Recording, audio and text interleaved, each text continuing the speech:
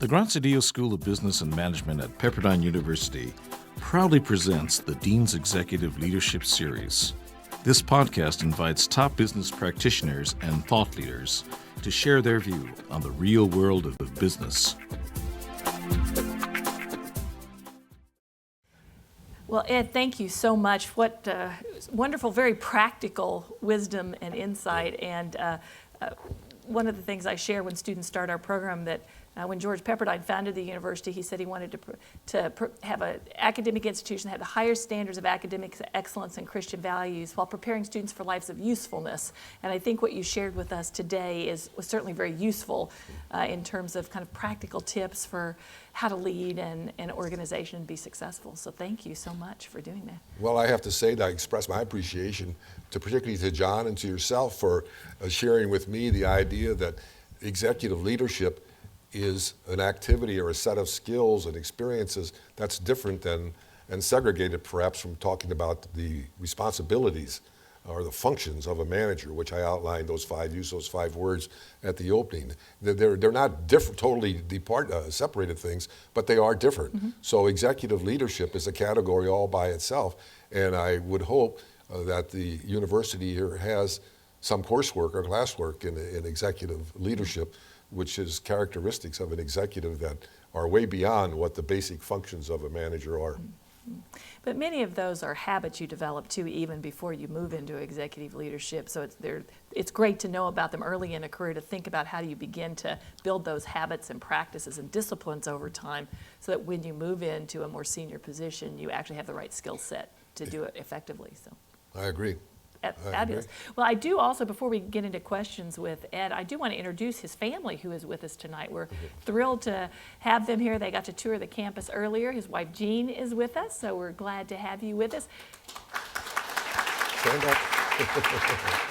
Wave at the crowd. Two of his sons, Eric and Gary, are here, and they both actually work in the company. We might ask him a few questions about that as well, but thank you all for both being here. And then Gary's wife is here, so thank you so much. And 3 grandchildren, so the whole family. And I want the grandkids to stand up because they got to come visit Pepperdine today. Wave at the crowd. I think these are our youngest participants. So we're thrilled to have all of you with us, and we'll talk to you later about, what he said and whether you agree with everything that he said. One of the things you talked about was your philosophy that you should get things done now, and I just want you to, one of George Graziadio's favorite phrases was TNT, which is today, not tomorrow. Oh, interesting. Yeah, so I think that it's the same expression. Absolutely the same thing, and he was really very religious about that, and even as he got associated with Pepperdine, he would hold Pepperdine's feet to the fire to make sure they got things done today, not tomorrow, which for an academic institution can actually be kind of a challenge sometimes. So it was good for us to have someone like that Yes. kind of pushing us along in that direction. So. And by the way, on that point again, just to elaborate, I did not use, in my presentation, I failed to use the word innovation. And innovation ties into this, get it done, do it now. So if there's an idea that comes out, well, maybe you're not going to actually accept and implement the idea, but the work that needs to be done to explore it should be done. Get it done now. Get it done. Do it now type approach, or TNT, as you say. In my mind, that approach philosophically to business could be one of the most important measures between failure and success. Mm-hmm. Absolutely. Well, I want to actually go to the audience. I've got some questions for Ed, but I know you all do as well, and love to see who in the audience has a question for Ed that they'd like to follow up on related to something he said in his remarks or anything else that you would like to ask him about. So we'll start over here. And I think we've got a microphone back here so everyone can hear you. As you said, as a 2-person company, those characteristics weren't quite the same as 1,000. Early on, as you're kind of transitioning from 2 to 10 to 100, what were some of those changes that you saw as the company grew and in your leadership style? Clearly, when it's 2 people, it's 2 buddies we went to different colleges. He's St. Louis University, and I went to University of Cincinnati, but we were buddies in high school. So the idea of getting along or communicating wasn't a subject. But then when you go to this 5 or 10 or 100 people, then you learn that you're communicating with other people in an effective manner or not. And so the idea that I expressed on the importance of communication is something that clearly is a characteristic of that growth from 2 people to, say, 1,000 people or more. The communication skills in terms of the exactness are really important. There's another aspect of communication that I failed to mention before, and that has to do with what I call, let's say, openness and honesty. People who are in executive leadership situations need to be thought of and looked at as being open and honest, not telling people things. As an example, in the securities industry, we had the president of a company here in Southern California who said, "We are going to stay independent and have continuity forever." And they were merged out of business 2 years later. The people that actually look back on that person believe that he actually was lying at the time. Now, maybe he wasn't, in all fairness, but the idea that you look at the CEO or the executive VP of a company and you know that when he speaks, he's speaking the truth, and that he's open meaning somewhat exact and not a lot of words that sort of camouflage what his real opinion is. So I would add that as a very important point to your question about the progress going forward. And I believe, but you have to ask other people, not me, but I believe that other people think that my approach to their discussions and their points of view is very, very open, and therefore they want to hear about it. His question referred back to when you started the company. Share the story of how you named the company. I think our audience would love to hear it, because it's a little bit counterintuitive to how you typically think about people naming companies. Well, again, the gentleman's name was Robert Werner, and to this day, he and I, when I'm in St. Louis, we gather and have what we call in Mexico a cerveza together, and we laugh and talk. And he went out of the company and went to work for McDonnell Douglas and sold his 35% interest in the company for $13,600 on a slow note. So you would think that you would think that we might have an offensive relationship, but we don't. And Gene and I have made gifts of Wedbush Inc. stock to him since that point in time that are multiples of what he sold his 35% out at. And anyway, coming back to your point was naming the company. Naming the company. Yeah. Bob Werner's father was a CPA in St. Louis, and when he heard his son was going to start a broker-dealer, a stock and bond business, he advised him against it. And I didn't understand why he was doing that. But I sort of got a feeling that was because he thought it would go broke and that it would be a bad reputation for the family, which I mentioned earlier. So when we got to decide to name the company, it was going to be either Werner and Company or Wedbush and Company. And so I decided it should be Werner and Company, and Bob Werner said, no, it should be Wedbush and Company. So we were sitting in his kitchen, and we flipped a coin, on the table, and it bounced on the table and rolled down on the floor, and I lost the toss, so they named it Wedbush and Company. That's a great So story. did I really lose? Probably not. But the name of the company was Wedbush and Company when it started. In 1969, it became Wedbush Noble Cook because we acquired the Noble Cook Company, which was started in 1927 here in California. And the Cook came from the Hawaii Cook family, the Cook Trust Company and so on. Yeah. It became Wedbush Noble Cook. Then it became Wedbush Morgan Securities when we acquired Morgan, who was a graduate of one of the Southern California universities here in 1927 also. And then more recently, all of our people in our marketing department in particular favored just taking it back to Wedbush Securities as a more simplified name. We're owned by Wedbush Inc., a parent company, which Eric Wedbush is president of. And Wedbush Inc., the parent company, owns a bank, Wedbush Bank, that's about 4 years old, and owns Wedbush Capital Partners and so on. And I tell you all this so that some of you who are looking for prospects for our activities and growth in your own careers, we're people that would love to talk with you. And so Eric Wedbush is a good contact person relative to activities beyond the securities firm. I decided early on, instead of running the holding company and getting involved in all these other activities, that my real expertise and experience was in the stock and bond business. So I stayed as president of the securities company and have been that ever since. Wonderful. Other questions? Yes, here. And then we'll go over there. We'll go here, and then we'll come back over here. Do you feel that you could start a similar business in today's economic environment and legal environment? That's really a very, very good question, and I have asked myself that question more recently. And certainly you could not start it for $10,000. That's for sure, because you would get rejected by the regulators, as you point out. So that would not work. So could you start it for $100,000 or $300,000? Yes, you can, but I'm going to tell you another negative of it.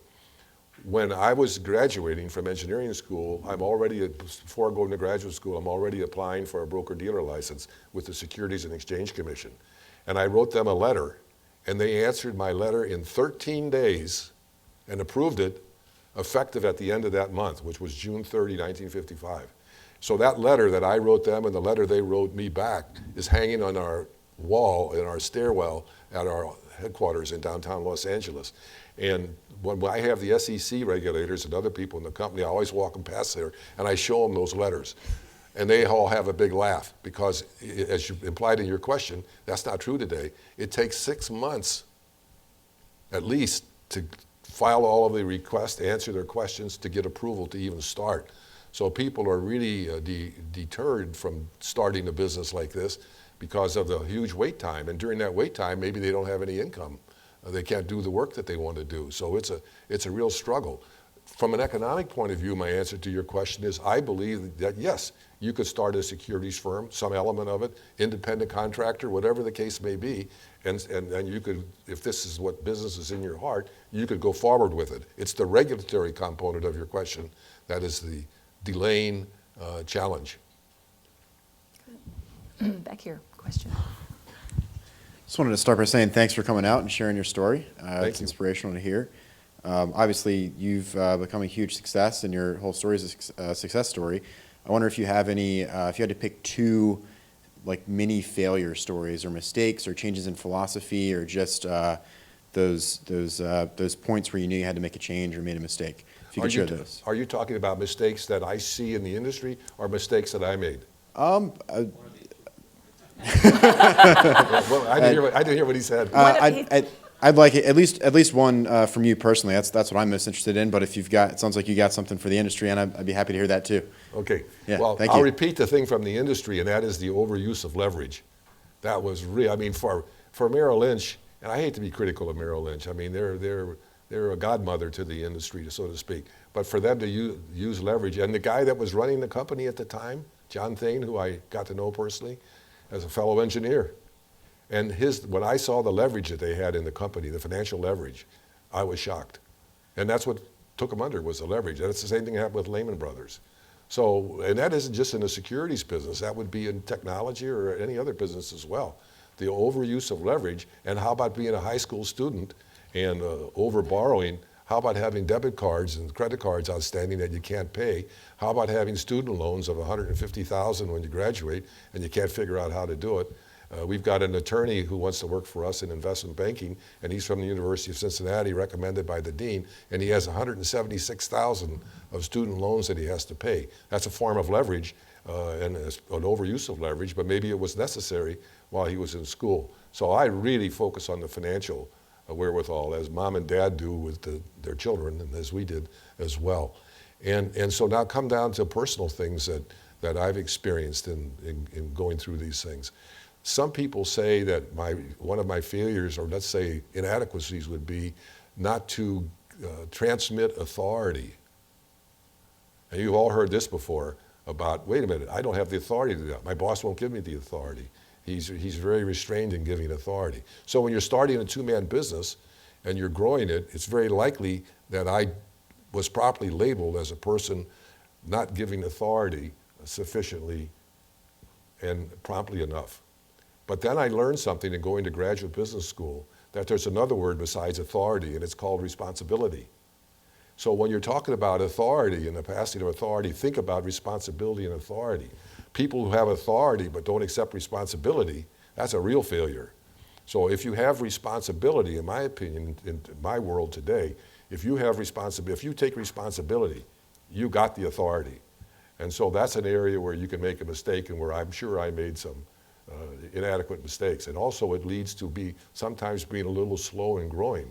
Somebody could look at the growth of our firm and say, you went from 2 people to 1,000. Why shouldn't you be at 3,000? You see, so that could be a negative too, in answering your question about about being too slow, being lacking giving authority, lack of being aggressive enough. But after what we've seen in the financial arena, particularly starting in 2006 is when I really got nervous about what was going on. What we've seen in the last 5-6 years is completely different. It's even more serious than what happened in 1929, according to the history books. So being conservative and being careful with your financial activities is still as important today as it was in 1929 and so on. So even though we've been somewhat conservative, I guess, it's kind of hard to find fault with that. Well, it helped you weather the last 5 or 6 years more effectively than many of the financial services firms did. It's a good point. And see, you use the word weather means get through it. Right. But there's also, it's an opportunity. See, it creates opportunity when you're doing that, when you're going through that. So firms like ours, as an example, which we're proud of, is that when those kinds of calamities come, we actually grow. And we didn't have any layoffs. Yes, we've terminated employees, colleagues, we call them, before, but we didn't have any department closures or massive layoffs. I saw in the Wall Street Journal that Morgan Stanley was announced, and I'm sure they're not proud of this announcement, but some reporter got a hold of it. They're going to lay off 1,600 people, even in today's more positive financial world. So not doing that kind of thing is important. So we're having this negative environment. If you operate conservatively, then becomes an opportunity to actually grow the company. Great. Question back here, and then over here. Hi, Ed. I'm Cedric Watkins. I'm a JD, MBA. I'm sorry, I'm not hearing you clearly. Go ahead. My name is Cedric Watkins. I'm the owner of a wealth management and estate planning firm. Great. We've had for 20 years. And JD and my MBA is from Pepperdine. My question to you is, I have 25 employees, and 3 of those are my children. My youngest daughter is getting out of law school in June from Columbia. What challenges, if any, have you had when you've had your children work in your firm? I'm going to get up and answer this question. Stand down here in front of family. They know how I am about this. Going back in time, at least 20, 25 years ago, when I thought about this question coming that you're raising, because let's say our children were 5 years old at the time, maybe they were 10, 15, but they were not yet out in the employment world. I was anti-nepotism. And my definition was because of what I saw and what happened with nepotism harming company, I became anti-nepotism, which means that a career opportunity in our company for children of our family was not there. The board of directors of our company, we had by the way, as a private company, we've had a public board of directors for decades. One of the gentlemen on the board named Ross Cobb was the president of Sutro in San Francisco, which a company was born in 1850. It's now gone. But anyway, he was on our board, and he said my attitude about anti-nepotism was wrong. And he asked for permission to meet with Gary Wedbush in San Francisco, which he did when Gary was working at another firm. And I don't know if he met with Eric Wedbush, but based on what he did and the rest of the directors, that turned me around on that subject.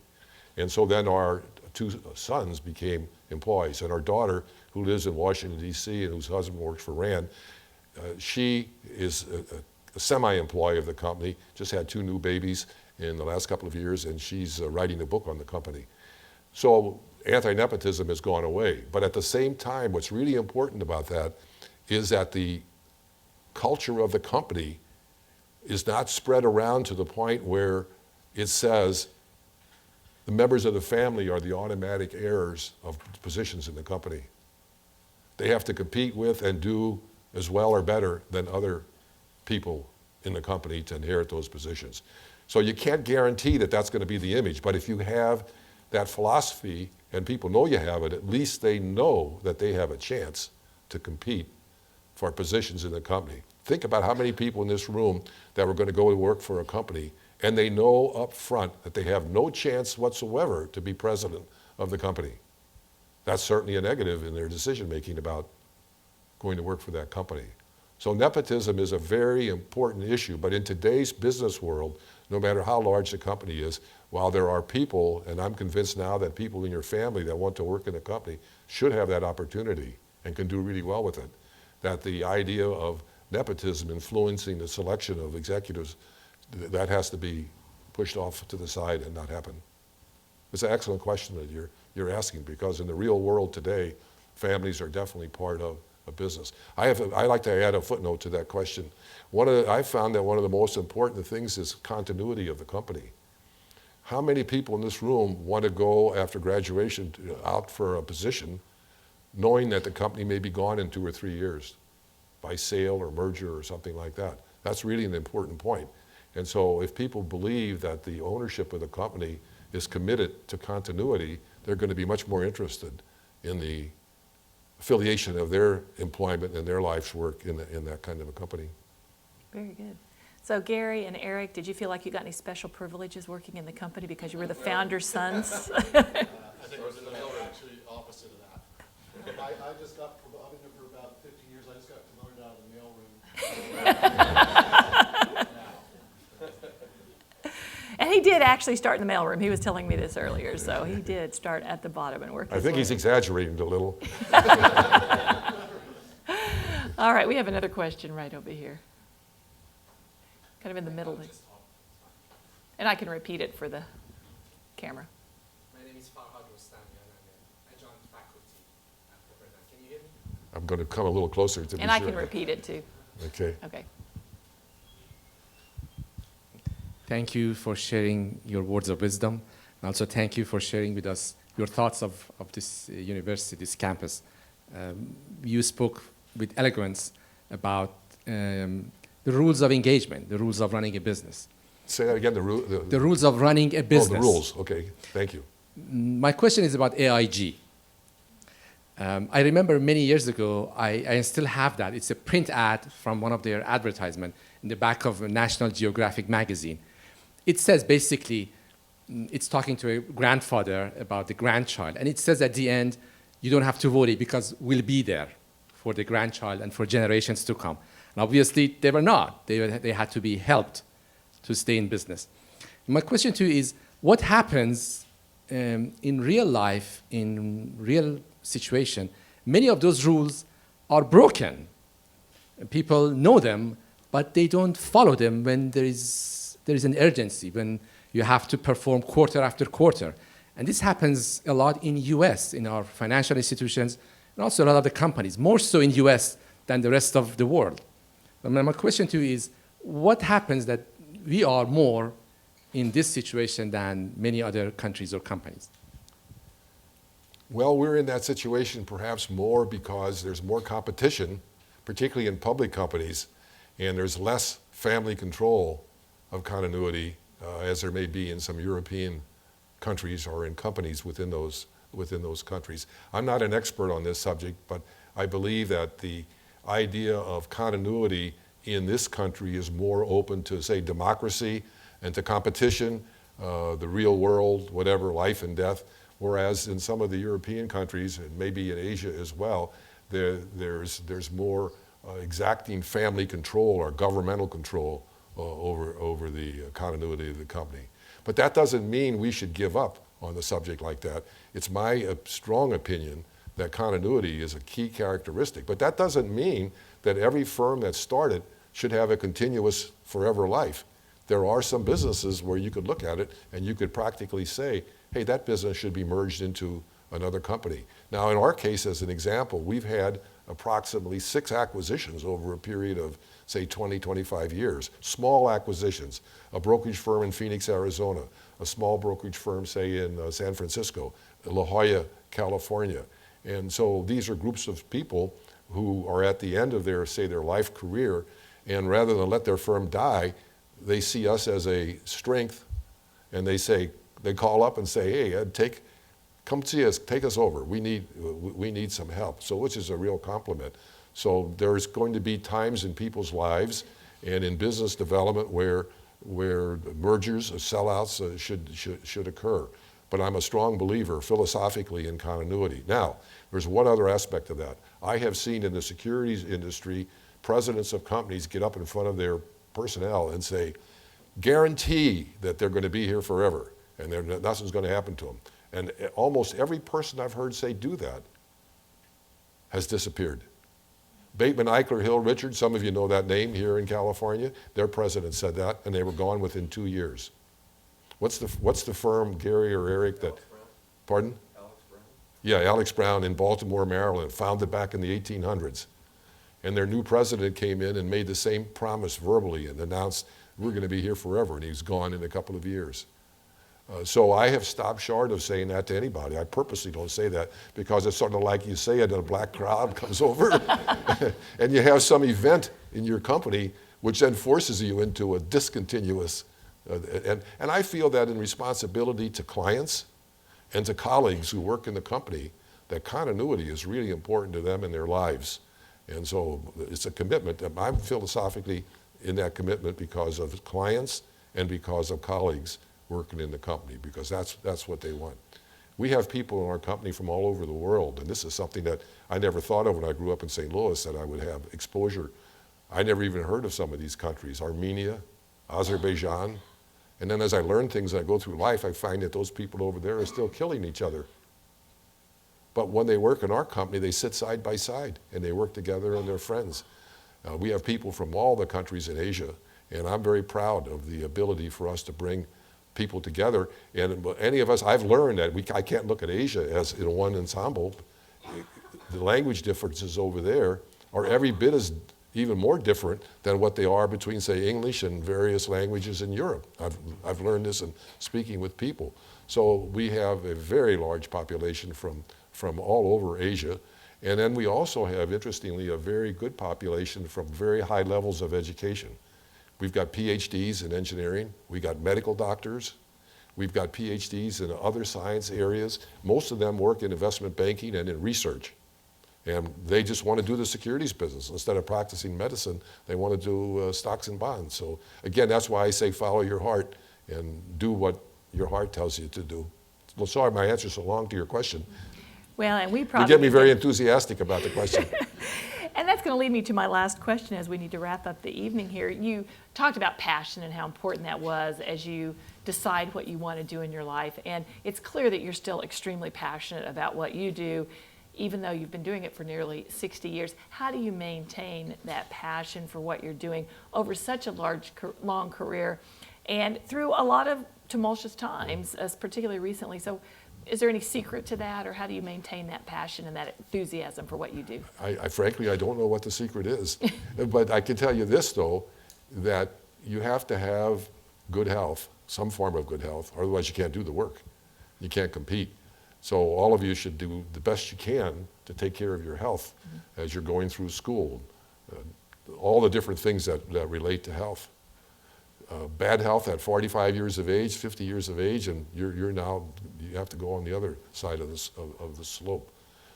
And I think that the interest in the business, the commitment to the business, philosophically following your heart is also really a key component. But so you got to have the health to do it. You have to want to do it and be excited. And the business has changed so dramatically during my career. And I just have to laugh at myself that when I was in engineering school, semiconductors had not even been developed. They were just being developed at the time, but they weren't being used. We had computers that were nothing but mechanical machines, cards folding back and forth and so on. And then semiconductors came, then computers came. And one of the biggest developments was computer-to-computer communications, which you take for granted, because that's what it all is today. But it wasn't too long ago that those communications didn't even exist. And when you go into a trading room, a market-making trading room of a brokerage firm, it was screaming and hollering on the phones and back and forth. Now it's all on computer. You walk in there and you wonder if the people are alive. It's so quiet and so on. So that's the best answer I can give to that very tough question. Well, thank you. You're really an inspiration to all of us, and thank you so much for sharing your time and wisdom with us this evening. Thank you. I want to say it was a pleasure. It was indeed a pleasure and an honor for me to come here and chat with you. Thank you very much. Thank you, guys.